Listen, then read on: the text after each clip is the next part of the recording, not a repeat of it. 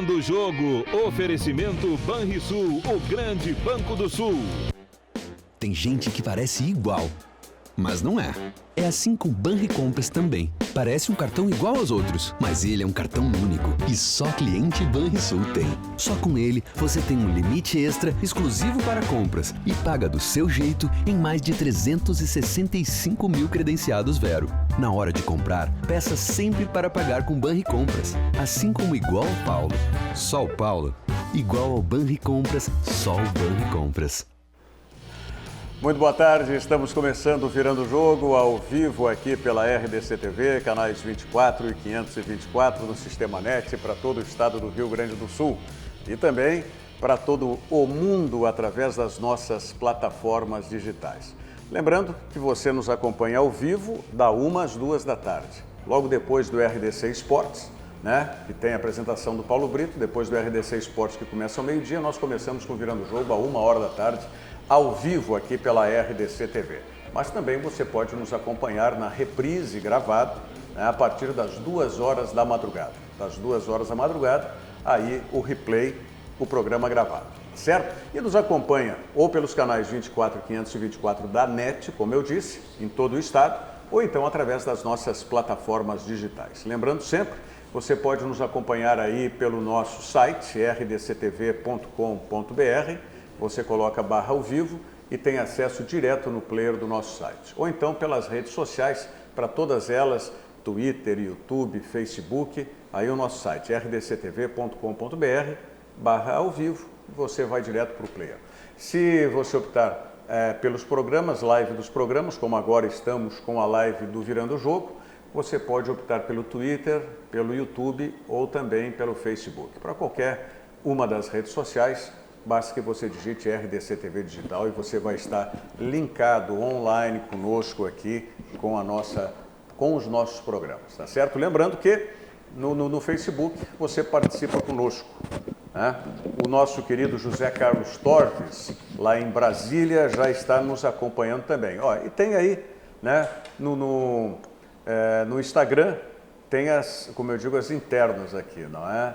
Tem o que acontece por trás das câmeras também aqui na RDC TV. O José Carlos Torres está nos acompanhando, um grande abraço. O José Carlos Torres lá, como da diretoria da FENAGE, da Federação Nacional dos Jornalistas, está tendo um grande trabalho agora e principalmente o trabalho tem que ser junto aos deputados, aos congressistas, para que nós tenhamos aí alguma adequação nessa medida provisória e que simplesmente termina com o registro profissional de jornalistas e radialistas.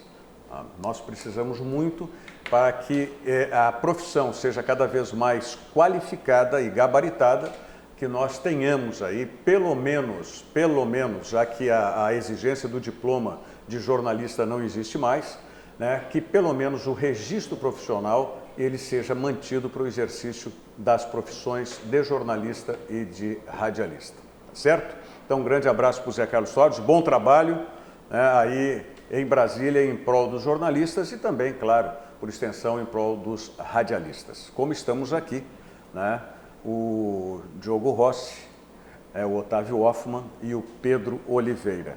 Bom, falando em futebol, a touca, parece que o Flamengo meteu-lhe uma touca no Grêmio e não tem jeito do Grêmio tirar essa touca, a tal ponto de abalar o técnico Renato Portaluppi de uma maneira que eu confesso para vocês, me surpreendeu o tom da entrevista coletiva do Renato após o jogo. Claro, falo especialmente naquele que para mim é o ponto principal, onde o Renato coloca a direção do Grêmio, não só o futebol, mas o próprio presidente Romildo, na parede, no sentido de que ou traz reforços ou ele não renova o contrato, que até a expressão dele, que procure outro treinador. Agora, esses jogadores que estão aí, o Guilherme Paz fez agora no RDC Esporte um levantamento, rapidinho, junto com o Ribeiro Neto, de 4 ou 5 jogadores que dá quase 5 milhões de reais aí, 4 milhões de reais. Eu não vi, desculpa pelo Guilherme por não que ter foram visto. trazidos pelo Renato. Não, mas vamos lá, eu não preciso fazer uma conta muito rápida, eu vou fazer uma conta muito Simples. Não preciso demorar para pensar, eu vou fazer uma conta simples.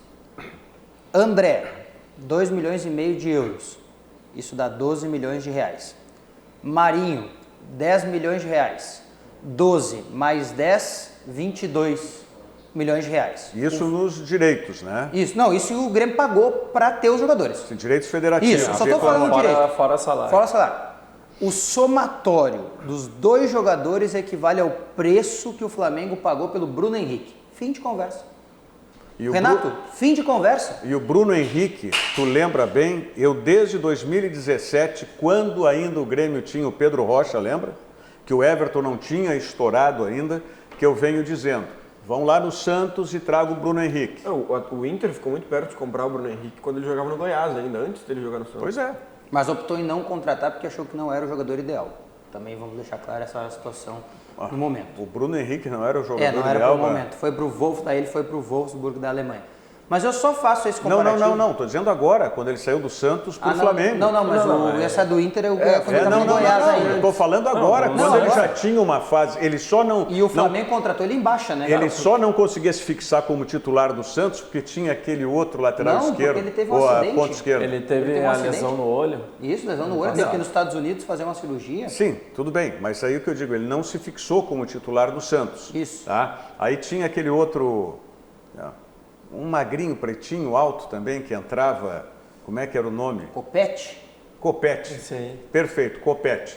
Tá? E aí, por essas questões, ele não estava fixado como Bruno titular. Henrique estava dando sopa.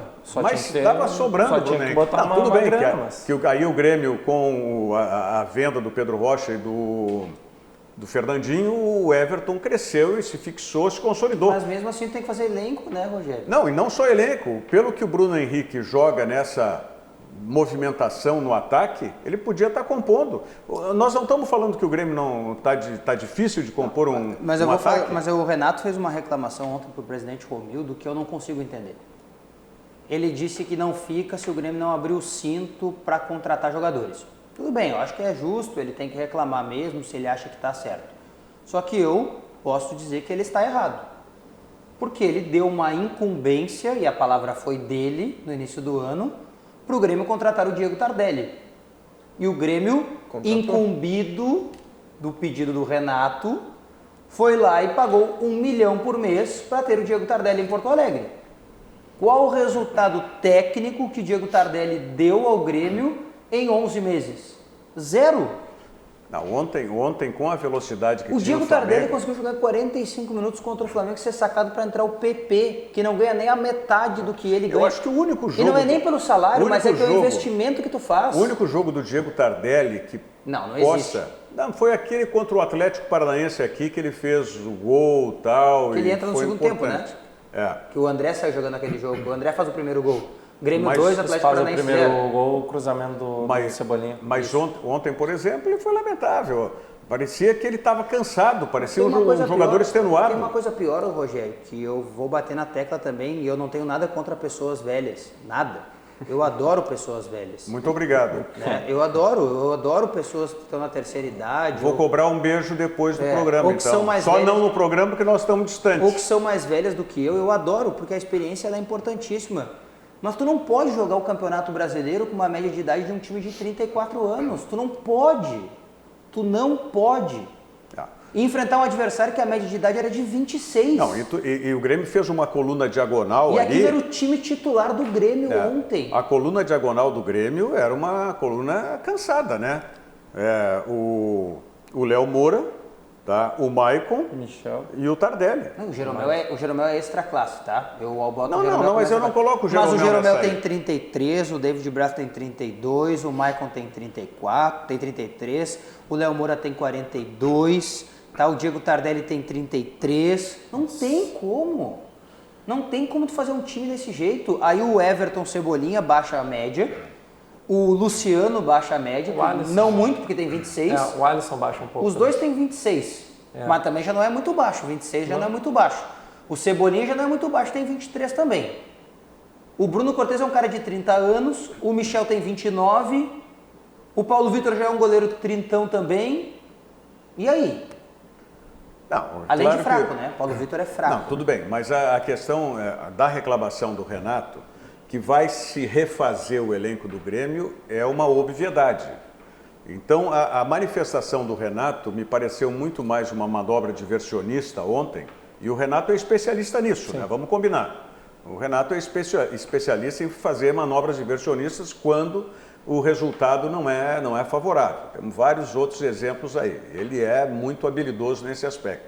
Mas ontem, eu entendo que ele terminou extrapolando isso. Ele levou a uma situação de constrangimento para a direção. Ele emparedou o presidente Romildo ontem com essa declaração que ele deu. E quando se reclama jogadores, não está falando de reestruturar o elenco, ele não foi objetivo nisso, ele foi genérico. Então, só lembrando, aqui esses jogadores que estão como titulares foram jogadores, Tardelli, por exemplo, trazidos por ele, a pedido dele.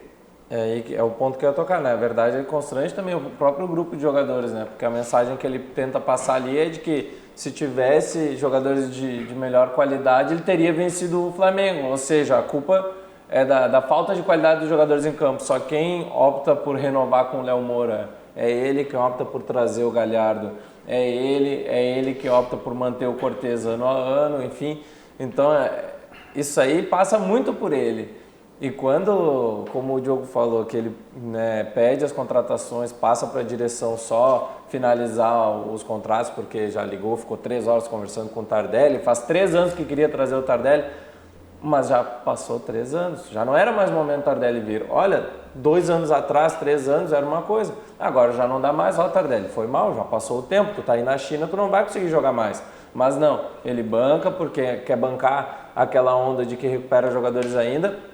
E eu até entendo que ele peça algumas contratações, porque o Grêmio acaba sofrendo ali com a falta de meio de campo sem o Jean-Pierre e o Luan, que mal conseguiu se reabilitar esse ano. Mas ele não pode jogar toda essa carga para a diretoria, sendo que ele tem, na minha opinião, a maior responsabilidade dos jogadores que tem. Mas não seria ele a diretoria? Hoje ele é o Por isso também. treinador, o diretor, o vice-presidente. Mas a minha leitura sobre toda essa situação do Renato é bem simples. Eu nunca vi o Renato numa coletiva de imprensa, depois de um jogo em que ele jogou mal, quando ele perdeu o jogo, ele chegar na coletiva do pós-jogo e... Não, o meu time jogou mal, de fato, a gente mereceu perder e no próximo jogo a gente tem que trabalhar para no próximo jogo melhorar. Eu nunca vi o Renato fazer isso. O Renato é sempre um treinador que tenta tirar toda a atenção daquilo que aconteceu dentro dos 90 minutos. Ele tenta chamar alguma outra coisa, como o fato de se ele vai renovar para o ano que vem ou não, ele transfere a responsabilidade para outras pessoas, como ele faz para o presidente, como ele faz para os jogadores, para os reservas, para peça de reposição. O Renato sempre faz isso, então não é mais uma vez que ele está fazendo, ele não me surpreende fazendo isso. Sim, mas é só mais uma vez que ele fez isso, Pedro, é uma coisa já normal para o Renato. Ok, é como eu disse, a manobra diversionista. Quando ele fala no nananenê, não sei o que, a gente sabe que é a manobra diversionista do Renato. O Renato é muito engraçado. Ele cria alguns fatos, claro, tendo uma base verdadeira para desviar, a gente sabe. Mas nesse caso específico, eu entendo que ele ultrapassou essa linha.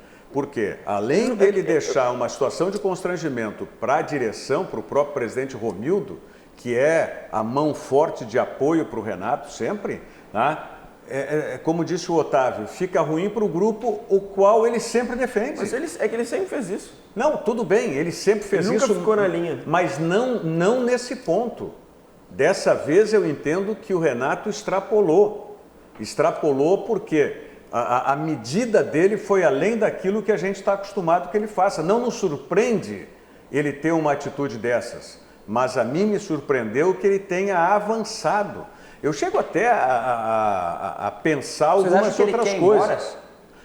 Vamos falar disso em seguidinha. O Diogo pescou exatamente... Por isso que ele disse que ele gosta das pessoas mais velhas, viu? Porque tem a sintonia aproveitar também. Só rapidinho, mandar um beijo para minha avó, que mandou mensagem aqui no Facebook, comentou o nosso programa e disse, se tu gosta de pessoas velhas, manda um beijo para a vovó. Então, um beijo, vó. Beijo para a senhora. Viu? Como é o nome da avó? Carmelita Rossi. Dona Carmelita, um beijo também meu para a senhora. Né? Já que ele está falando de pessoas velhas, né? Então estamos aqui, eu também. Olha aqui, ó. Banrisul Digital. O Banrisul Digital é um aplicativo completo para simplificar a sua vida com toda a segurança que só o cliente Banrisul tem. Se você não utiliza, baixe hoje mesmo o aplicativo e já comece a usar, porque o Banrisul Digital é clique e simplifique. Vamos à mensagem do Sesc e a gente volta em seguida para falar nessa manchete aí que o Diogo apresentou. Será que o Renato já está pensando em ir embora? Já voltamos. Circuito de palestras Conexão de Ideias em diversas cidades do estado. Confira alguns dos palestrantes confirmados: Bernardinho, Monja Cohen, Fernando Fernandes, Hortência e Amir Klink. Mais informações no Sesc de sua região ou acesse o site sesc-rs.com.br/conexão de ideias. Estamos ao vivo com o Virando o Jogo pela RDC TV, canais 24 e 524 no Sistema NET e também pelas nossas plataformas digitais para o mundo todo. Um grande abraço para o Ibrahim Gonçalves, meu querido amigo Ibrahim Gonçalves, um dos desportistas mais importantes que nós temos aqui no nosso estado do Rio Grande do Sul, presidente do Conselho Regional de Desportos, de federações. Então, um grande abraço também para o Ibrahim, que está desejando um bom trabalho para todos nós aqui. O Hugo Luiz da Silva Pinto, lá diretamente de Quedas de Iguaçu, no Paraná, um grande abraço aí para os nossos irmãos paranaenses. Vocês não acham que o Renato já está desgastado no Grêmio, que está na hora de sair? Mais ou menos conjuga com isso que a gente está falando. Se é por estar desgastado ou se é por vontade própria, não é? Mas me parece que essa declaração dele já deixa uma fresta na porta para sair. Eu vou te parafrasear, Rogério, se me permites. Em dado momento, eu lembro que tu disseste sobre o Odair, que o Inter precisava do Odair mais do que o Odair precisava do Inter. E depois o Odair passou a precisar mais do Inter do que o Inter passou a precisar mais dele. O Renato é isso. Em dado momento, o Renato e Grêmio precisaram mutuamente da mesma forma. O Renato precisava do Grêmio para voltar para o mercado e o Grêmio precisava do Renato para reencontrar o caminho das vitórias, porque o Renato inegavelmente é um vencedor, como ele disse ontem. Só que talvez nesse momento o Grêmio já não precise tanto do Renato e o Renato também não precise tanto do Grêmio. O Otávio falou, eu vou falar antes dele aqui. O Renato já tem mercado de novo. Tudo que ele fez no Grêmio, ele já reconstruiu o mercado.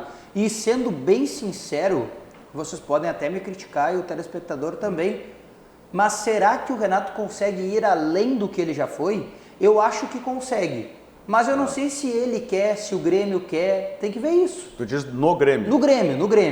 Porque eu acho que fora do Grêmio ele vai...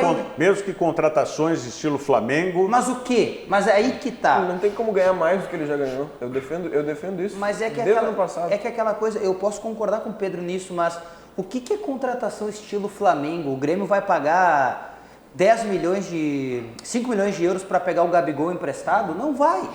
O Grêmio vai gastar 23 milhões de reais para contratar o Bruno Henrique? Não vai. O Grêmio vai aproveitar uma oportunidade de mercado e apresentar um projeto para o Felipe Luiz jogar em Porto Alegre? Não vai. Entendeu? Qual é o jogador que o Grêmio vai encontrar nesse perfil? Porque tem que lembrar também que o Jorge Jesus, ele chega em Porto Alegre, chega no Rio de Janeiro, mas ele não diz, eu quero o Gerson, eu quero o Gabigol, eu quero o Bruno Henrique, eu quero o Felipe Luiz, eu quero... O Renato vai dizer, eu quero fulano, eu quero ciclano, eu quero Beltrano. Aliás, alguns desses jogadores do Flamengo foram solicitados expressamente pelo Jorge Jesus? Que eu sei, não. Nenhum. Até onde eu sei, o único que ele solicitou foi o Balotelli, que não veio. E o Pablo Mari foi oferecido para ele e ele aceitou. Na verdade, foi o Paulo Pelaipe, diretor de futebol do Flamengo, me disse ontem em entrevista na Rádio Grenal que o Pablo Mari foi o João de Deus. É Pablo Mari ou... Mari. Pra mim é Mari, não tem acento, né? Mas tudo bem. Tá, Pablo Mari, pronto.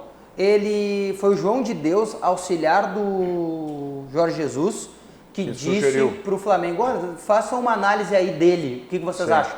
Aí fizeram uma análise, chegaram a uma conclusão que financeiramente dava e trouxeram. Porque a gente tem que interpretar também, na medida que se enaltece só os jogadores do Flamengo, está se tirando o mérito do treinador do Não, Flamengo. mas ele conseguiu juntar toda essa máquina, né?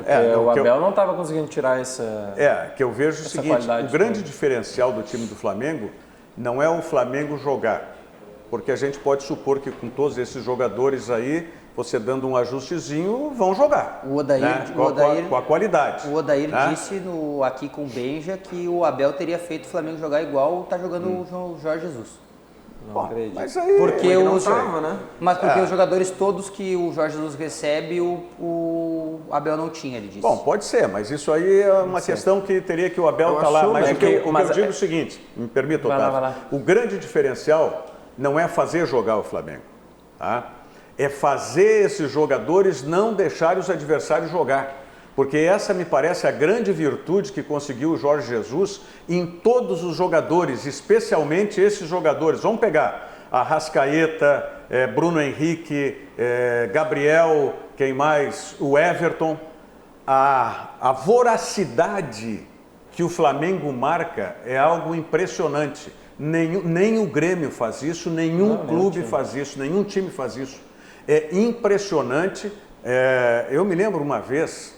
Era o falecido Cláudio Coutinho, usou, até de forma equivocada, eu entendo, porque tinha havido, né, faz muito tempo isso, acho que foi num zoológico em Brasília, umas ariranhas, um animal, tinham matado um militar, inclusive, que tinha salvado uma criança, e o Cláudio Coutinho usou isso como palestra, né, que os jogadores tinham que, né, atacar o adversário como as ariranhas, tal, coisas, né, acho que a analogia não foi correta, né, do Cláudio Coutinho, mas de qualquer maneira, vamos usar o ataque que é feito pelos jogadores do Flamengo, é algo que é muito treinado e isso o mérito, sem dúvida alguma, é da comissão técnica. Sim. É do Jorge Jesus, é do João de Deus, são dos treinadores do Flamengo que fizeram essa aplicação de jogadores que não têm essa vocação. Nenhum desses que eu falei tem essa vocação. Talvez nem o próprio Gerson não tenha essa vocação único, vamos colocar o William Arão. Mas essa turma dos 5 para frente... Que é o elo mais fraco do Flamengo, né? Mas ele conseguiu fazer, é impressionante quando você vê um jogador... né, do time adversário do Flamengo, fazer um domínio. O Maicon, quantas vezes teve o porco roubado ontem no jogo? Mas é aí que entra. Mais do que a gente debater essas peças do Flamengo, se elas podem jogar juntos ou não, é a forma como eles estão jogando. Os reservas do Flamengo ontem jogaram do mesmo jeito que os titulares. Então, será que o Abel conseguiria fazer isso por causa dos jogadores ou não? Se os reservas do Flamengo já absorveram essa identidade e essa forma de jogar, os titulares mais ainda, mas não é só o nome do jogador. Eu acho que isso falta no Grêmio, daí trazendo de novo, que a gente não vê o Grêmio modificando a forma de jogar. O Renato começou a usar como desculpa que os times se fechavam muito e simplesmente isso virou motivo para o Grêmio não ganhar. Porque os times marcam o Maicon, marcam a saída de bola do Grêmio, que é sempre pelos volantes, marcam o Everton, porque é o que o Grêmio sabe fazer quando está mal, jogar no Everton, e acabou o Grêmio. Ontem o Renato empilhou o centroavante como se isso fosse fazer o Grêmio chegar mais perto do gol. O Grêmio terminou o jogo com 6 atacantes. Simplesmente por desespero, não por modelo de jogo, não por forma de jogar. Isso que falta para o Renato. Indo nessa linha até que tu disse que o Odair falou lá na Fox, eu acho que nem o Abel faria o que está fazendo o Jorge Jesus. E além disso, o próprio Renato não faria o que faz o Jorge Jesus. Não faz. Porque eu entendo muito o Flamengo numa linha europeia. Não só pelo técnico, mas por todos os jogadores vieram de lá. O Pablo Mari, o Diego Alves, o Rafinha, o Felipe Luiz, o Gerson, o Gabigol. Grande parte do time veio da Europa, então eles precisavam de alguém que entendesse o método europeu de jogar, por mais que fossem jogadores brasileiros. Pedro, mas eu fico pensando... É um fato novo. Eu fico pensando assim, você olha os times europeus jogar. Os times europeus, eles jogam. Mas eles dão muito mais espaço para jogar do que o Flamengo dá. Tá? Pega todos os times europeus, em todos os campeonatos. Talvez o campeonato italiano seja um campeonato de mais marcação do que os outros, mas pega o campeonato inglês, pega o campeonato espanhol, não vou nem falar do francês. Os times não têm essa... volúpia. Perfeito. De marcação como tem o Flamengo. Talvez porque o Jorge Jesus, né, tem uma escola lá de um futebol que não seja de primeiro plano na Europa, né, o futebol português. Não sei. Mas, de qualquer maneira, se você observar os jogos dos times europeus, eles têm muito mais liberdade do que o Flamengo dá para os adversários aqui. É impressionante o sistema de marca. É um conjunto de fatores, né? São jogadores qualificados, tecnicamente indiscutíveis, os melhores do Brasil nas suas posições. Isso aí, eu acho que ninguém tira. Que sabem obedecer taticamente, aí eu concordo com o Pedro. Que obedecem taticamente tudo que o treinador faz. Um treinador que tem uma ideia bastante particular, porque ele faz o que faz e ninguém no Brasil repete, né? E com vários outros contextos, né? Eles são jogadores bem pagos, eu acho que isso aí tem que levar em consideração também. A estrutura é muito boa, mas a estrutura maravilhosa. É um treinador que chega com vontade de fazer diferente, com jogadores também com vontade de apresentar uma coisa diferente. Começa com 2 atacantes jogando ao invés de um cravado, então essa movimentação, a liberdade que o Flamengo tem com a bola, por exemplo, é muito diferente. Essa coisa de ultrapassar a todo momento, o jogador passa, mas isso não me surpreende. Tabela, enfim. Não, isso é uma liberdade que eu acho que é individual dos jogadores. Sim, é individual, porque tem qualidade. Coletivo. Mas isso tu vê nos times europeus, entendeu? Isso não me surpreende. O que me surpreende, para usar a expressão, né, e a palavra muito bem colocada pelo Diogo, a volúpia que tem, a agressividade de marcação que tem o time do Flamengo. E com esses jogadores que não são, né, dessa característica. Ah, você vê, o Gabriel aperta lá na frente, o Bruno Henrique aperta e volta, né? E são 2 ou 3 jogadores sempre, né? Como é que foi a marcação para cima do Everton ontem? Sim. Mas tem um outro fator que eu acho que não é levado em consideração, mas é porque depois que tu monta um time desse jeito, tu esquece algumas coisas. Tu quer dizer que esses que eu falei não valem, então? Tem outro fator? Não valem. Mas é que tem um fator, que eu não me lembro qual foi o treinador que falou, não sei se foi o Renato, foi o Odair, não tenho certeza. Um deles disse assim, nós vamos montar um elenco de jogadores que ainda queiram vencer. E o elenco do Flamengo, ele é esse elenco, um elenco que quer vencer, de jogadores que não venceram. Por exemplo, Gabigol volta para o Brasil para quê? Para mostrar que ele é mais do que aquilo que o futebol europeu tinha visto dele. Então ele volta com essa sede, com essa vontade. O Bruno Henrique é um jogador que está por baixo no Santos quando o Flamengo contrata. É até surpreendente o Flamengo ter contratado ele, porque era um jogador que tinha vindo de uma cirurgia no olho, que estava jogando quase que nada em quantidade no Santos quando veio. O Flamengo trouxe o Felipe Luiz, extra classe, o melhor jogador da posição, jogador de seleção brasileira, até aí tudo bem. Mas esse já tinha vencido. Mas voltou para o Brasil com um objetivo. Também já tinha vencido. Ele disse quando voltou, voltei para o Brasil com um objetivo. Eu nunca joguei uma Libertadores. Eu nunca venci uma Libertadores. A fome que ele joga a Libertadores é a fome de quem não tem aquilo ali. O Gerson mesmo, jogador que saiu daqui com 21 anos e chegou na Europa, o Pato Mori diz isso toda hora. Se esse Gerson chega na Roma hoje, ele tem certeza que vai ser idolatrado. Mas o Gerson que chegou na Roma, ninguém gosta. Como a maioria dos jogadores brasileiros chegam na Europa, desses que são os marrentos. Então ele volta num outro patamar, num outro estilo, querendo mostrar... Eu sei que não é só isso, mas também tem isso. Às vezes tu contrata jogadores que eles não querem nada com nada. O Diego Tardelli tem qual motivação para jogar no Brasil? Sendo bem sincero. Para usar uma expressão que eu tenho usado muito pro internacional, o Grêmio está entrando também nisso. O Grêmio está entrando numa zona de conforto, tá? E que tem que ser chacoalhado. Tem que ser chacoalhado com vontade para sair dessa zona de conforto. A começar pelo próprio Renato, né? Tem que sair dessa zona de conforto. Agora, como é que o Grêmio vai fazer isso? O presidente Romildo, logo que entrou no Grêmio, ele encontrou lá uma zona de conforto. Ele foi obrigado, claro, por circunstâncias financeiras, de mandar os 2 centroavantes que ele tinha embora. Né? Sim. Que era o Marcelo Moreno e o Barcos.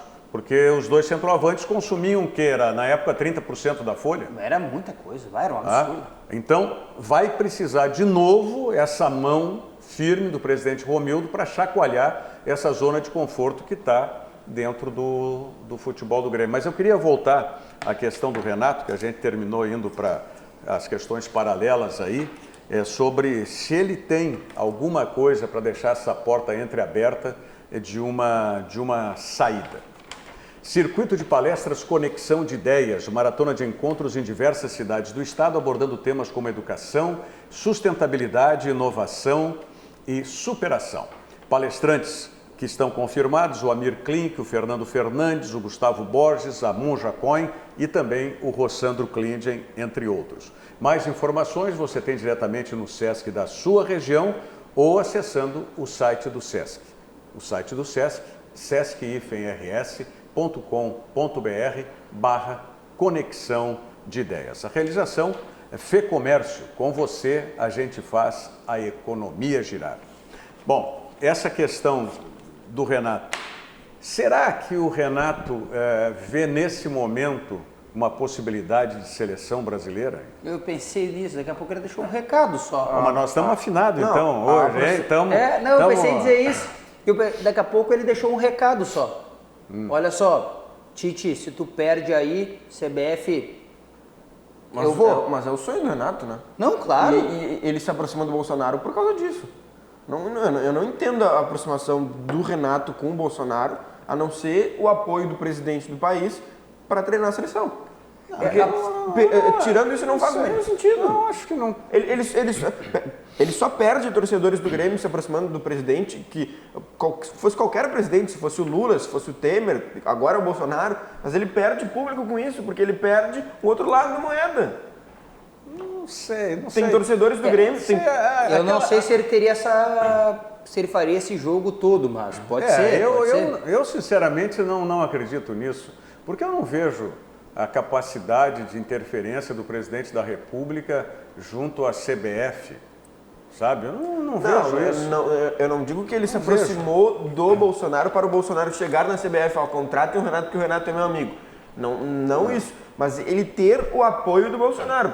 De repente o Tite sai e o Bolsonaro vai a público falando: olha, o técnico da seleção para mim é o Renato. Olha, não sei se o Bolsonaro faria isso, porque ele vai a tudo que é jogo. Já foi jogo do Flamengo, já foi jogo agora recentemente do Santos, do São Paulo, já vestiu camiseta de tudo que é clube. Não acredito que até agora, pelo que tem mostrado o presidente Jair Bolsonaro, que ele vá dar uma manifestação pró-Renato. Acho que aquilo foi muito mais uma casualidade do Renato. Eu nem sei como é que começou essa história. Na verdade, mandou um vídeo. Né? Mandou um vídeo, uma coisa assim. O Renato mandou um vídeo pro Bolsonaro ligou de volta. E o Renato, a única coisa que me intriga nessa ele já tinha se manifestado uma outra vez a respeito disso. Sim, ele disse na eleição que votaria. Ele deu uma entrevista para a Folha dizendo que tinham votado. A única coisa que me intriga nessa história do Bolsonaro e do Renato é uma só. Como o Bolsonaro tem um número do Renato que ninguém tem. Porque ninguém tem o número do Renato. O Duda Crefe disse que não tem o número do Renato. Tu acha que o Duda e o Bolsonaro tem, cara. É incrível.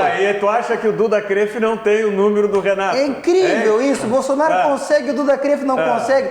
Vou botar o Bolsonaro lá de dirigente do Grêmio. Porque o Duda não consegue ligar pro Renato. Tu acha que o Duda não tem o telefone do Renato? Não, o Duda disse que é impossível falar com o Renato. Foi o Renato que conseguiu o número do Bolsonaro, porque foi o Renato que começou a conversa. Então, pior. Foi só o Bolsonaro só chegou na mensagem dele. A única coisa que eu acho é que daqui a pouco o Renato tá nessa expectativa.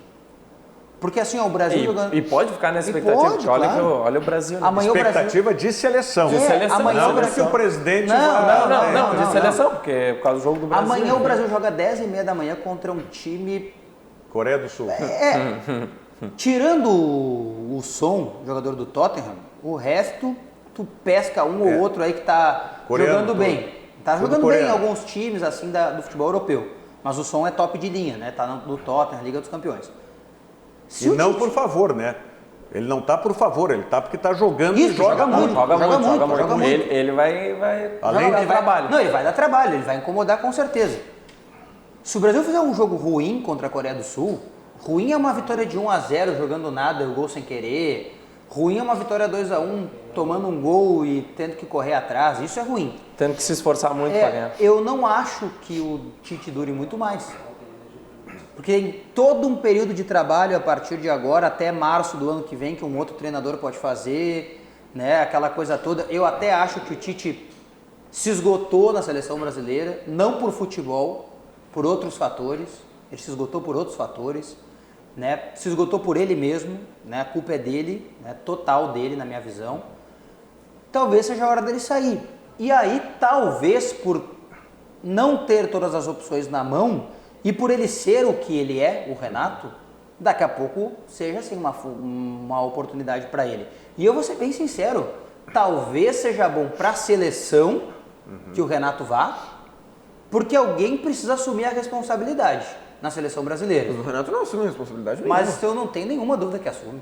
Ele chega lá e vai dizer, eu sou o Renato. Mas no Grêmio ele não faz isso. Ah, ele faz. Ele não fez agora. Não, ele nunca chegou... Não, mas não é essa responsabilidade, eu te entendi. Não é essa responsabilidade de eu sou culpado, eu não formo bons times, a gente não ganhou porque eu não fui bem. Não é esse tipo de responsabilidade. É a responsabilidade de tipo assim... Internamente. Então tá, pessoal, melhor time do mundo é o nosso porque eu sou o Renato, eu treino os melhores...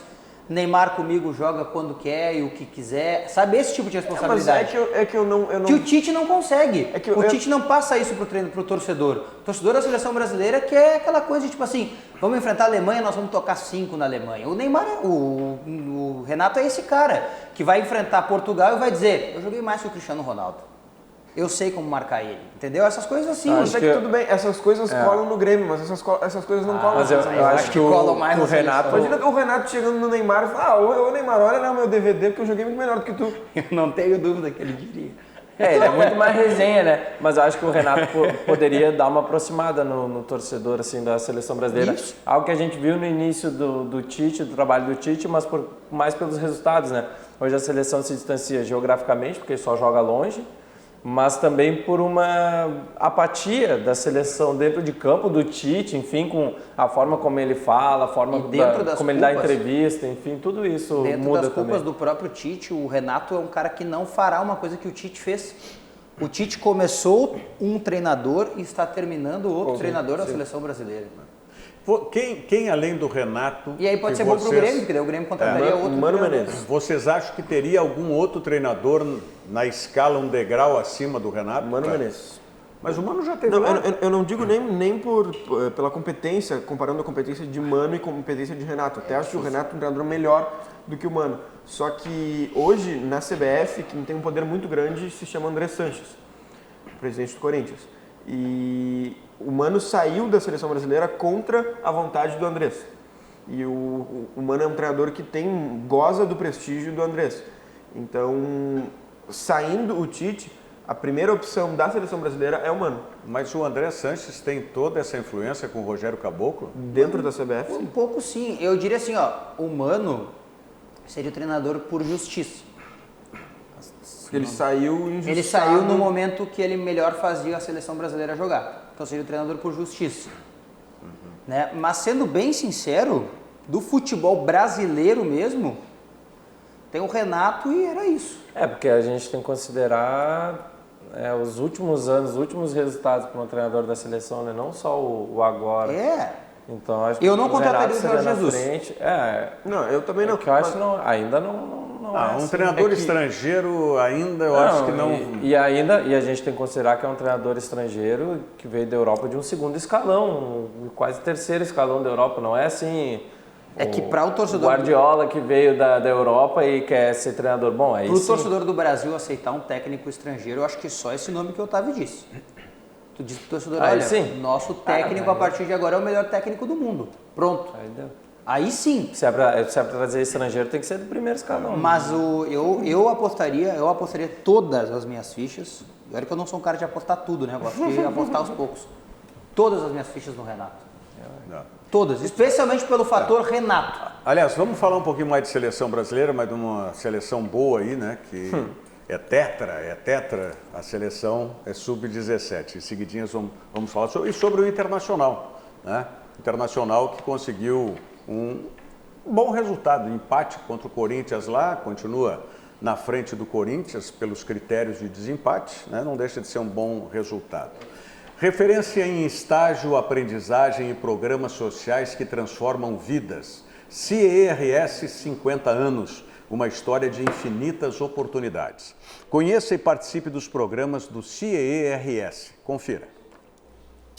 Há 50 anos, o CIERS trabalha na geração de oportunidades de aprendizagem e de estágio para que milhares de jovens possam transformar suas trajetórias em histórias de sucesso. Já são mais de 1.800.000 jovens beneficiados em programas de estágio e aprendizagem. 50 mil empresas parceiras renovando ideias, estruturas e processos com a energia e criatividade da juventude. O CIERS acredita no desenvolvimento humano, social e profissional, visando a construção de uma sociedade mais justa e com oportunidades para todos. Conheça mais sobre todos os programas do CIE. CIE 50 anos, uma história de infinitas oportunidades. E para você saber um pouco mais dos programas e participar também dos programas do CIERS, basta você ligar para o telefone 3363-1000 ou então acessar o site do CIE, ciers.org.br. O Humberto Claudino está nos dizendo aqui, Diogo, como sugestão, faz uma lista com as contratações do Grêmio nesses 3 últimos anos, 17, 18 e 2019. O Zé Torves, lá de Brasília, o Zé Torves, nosso colega, está dizendo o seguinte: será que o técnico do Flamengo, quando veio para a América Latina, não se inspirou no futebol argentino? Bom, tem uma conexão muito maior, né, entre a Europa e a Argentina do que qualquer outro país da América do Sul. Sim. Haja vista os treinadores argentinos, né, que já treinaram, já foram para a Europa e treinam até hoje, né? O Atlético de Madrid continua com o Simeone, né?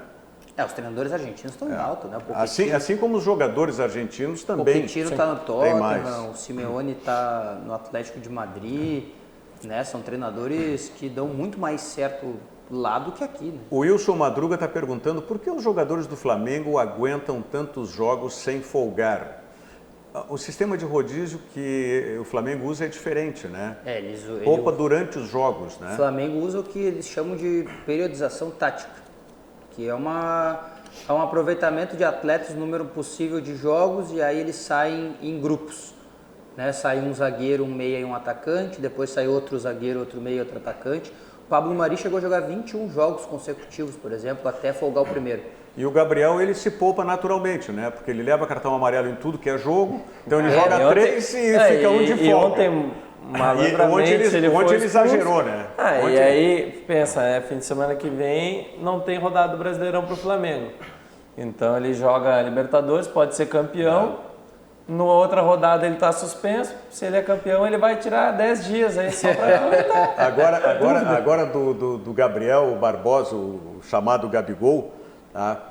Eu não gosto, né, dessa personalidade que ele mostra. Eu não conheço ele pessoalmente, não faço um julgamento do lado pessoal, mas a personalidade que ele mostra como profissional, marrenta, essa história toda e tal. Mas é inegável, inclusive aquele vídeo que está circulando nas redes sociais aí, da idolatria que ele tem com a garotada, com a molecada, com a gurizada.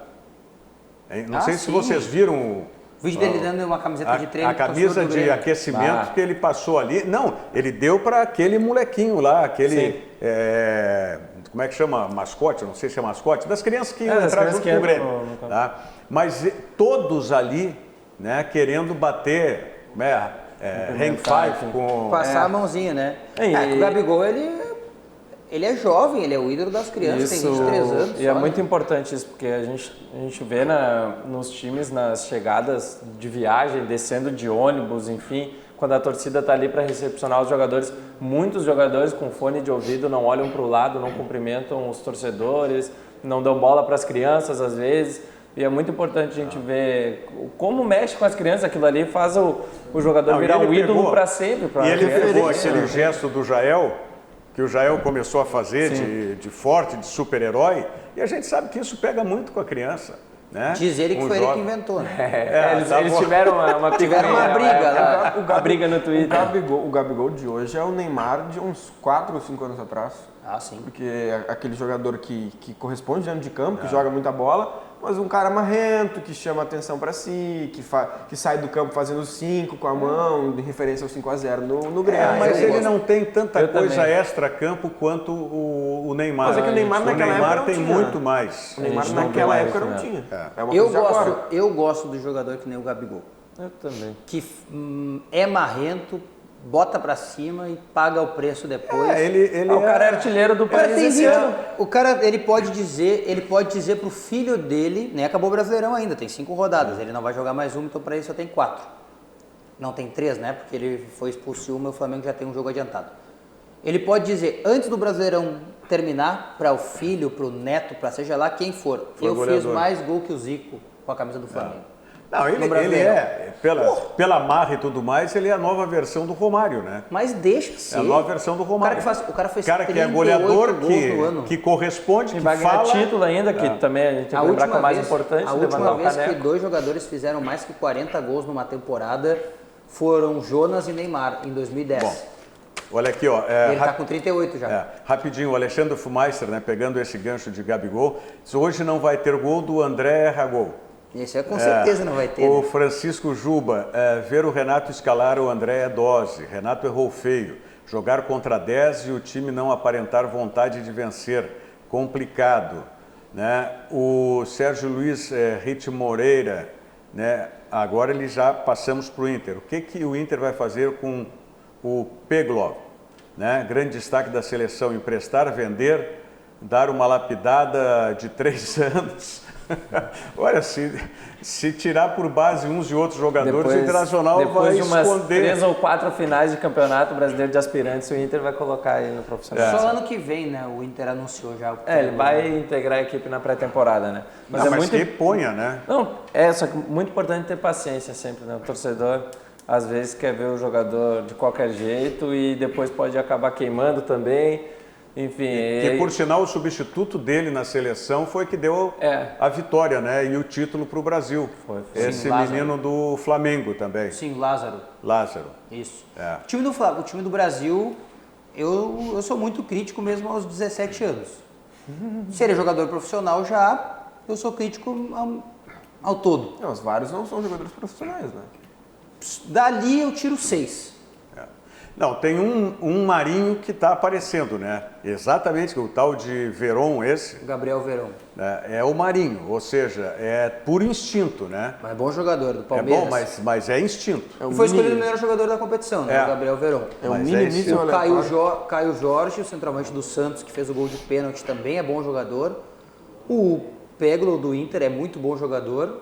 Eu ainda não consigo ver ele fenômeno, que nem o presidente Marcelo Medeiros disse que ele é, um fenômeno. Mas aí né? Ainda não. Então vai vender, o Internacional vai vender. Quando disse que é fenômeno, foi assim com o Alexandre Pato, vendeu em seguida. Ainda não consigo ver. Os 2 meninos do Grêmio são bem bons, o Pedro Obermiller e o Diego Rosa. E o lateral direito do Curitiba, olha, tá pedindo passagem para ser contratado por qualquer time do Brasil. Falando em Internacional, o Otávio usou uma expressão, uma palavra que eu entendo que tenha que ser do torcedor colorado agora, paciência. Né? Não é saber se o Internacional vai jogar com esse time, com essa escalação, com outra escalação. O momento do Internacional é só cuidar do resultado. E o torcedor colorado, eu entendo que tenha que ter essa paciência. Ou seja, o time não importa quem é o atacante, se é Rafael Sobis, se é Paredes, se é Patrick. Agora, nesse momento de final de festa, não interessa. O Internacional é fim de festa. O Internacional não conseguiu pegar a top 10 da festa, certo? Nem a top 7 da festa, tá? Então agora tem que pegar o que tiver, não importa como. O importante é pegar. O importante é pegar. Tem 2 jogos em casa, certo? Me ajudem aí. Sim. Fortaleza e Goiás. Tem que fazer 6 pontos. Fazer os 6 pontos. E deu. Entendeu? E fim de história. E aí o ano que vem, ou depois de terminado o campeonato, torcer para o Flamengo ganhar a Libertadores também. Sábado, 5 da tarde, é figa e reza. Né? É o que der ali, Flamengo meio a 0 e deu. Internacional, Corinthians principalmente, tem que estar torcendo.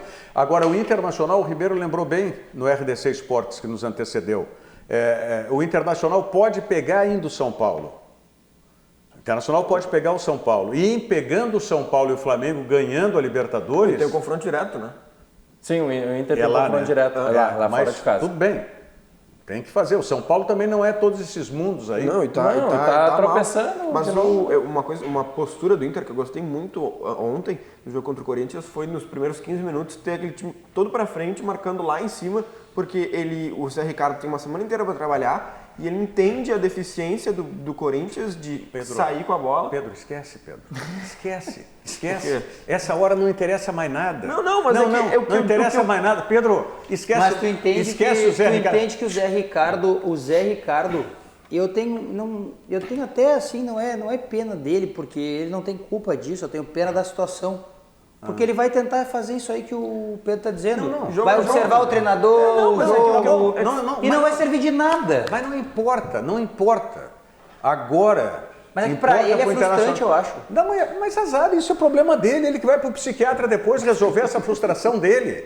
Né? Não interessa mais. Interessa só isso agora, é o resultado. Nunca o futebol para o Internacional foi tão resultado como agora. Se vai jogar lá atrás retrancado por uma bola, se vai mas o jogo que mais tinha que ter ir para cima, não conseguiu, não sei se o Inter consegue. O quê? O jogo que mais tinha que ter jogado apenas pelo resultado, o Inter não conseguiu, que foi a final da Copa do Brasil. Eu não sei se o elenco do Inter consegue jogar pelo resultado. Mas ali ainda tinha aquela questão de como é que era o Odair ainda, era o estilo. O que eu digo é o seguinte, a filosofia de futebol, nesse momento, acha que o elenco tem mental? Mas tu acha que o Inter tem mental para vencer? Cara, eu não sei se tem ou não tem, eu já desisti, eu falei isso aqui já 2 semanas atrás.